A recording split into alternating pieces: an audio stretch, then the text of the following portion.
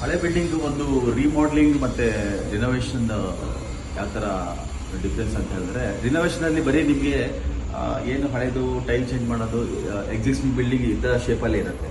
But ರಿಮಾಡೆಲಿಂಗ್ ಅಂತ ಹೇಳಿದ್ರೆ, ಈಗ ಹಳೆ ಬಿಲ್ಡಿಂಗಲ್ಲಿ ನಮ್ಗೆ ಏನಾದರೂ ಎಕ್ಸ್ಟೆನ್ಷನ್ ಬೇಕು, ಇಲ್ಲಾಂದರೆ ಏನಾದರೂ ಅಡಿಷ್ನಲ್ ಆಗಿ ಏನಾದರೂ ರೂಮ್ದು ಮಾಡ್ಕೋಬೇಕು, ಈ ಥರದ್ದೆಲ್ಲ ಇದ್ದರೆ ಅದನ್ನು ರಿಮಾಡೆಲಿಂಗ್ ಅಂತ ಹೇಳ್ತಾರೆ. ಇಲ್ಲಿ ನಾವೊಂದು ರಿಮಾಡೆಲಿಂಗ್ ಪ್ರಾಜೆಕ್ಟ್ ಮಾಡ್ತಾ ಇದ್ದೇವೆ. ಸೊ ಇದು ಬಂದ್ಬಿಟ್ಟು ಲೋಡ್ ಬೇರಿಂಗ್ ವಾಲ್.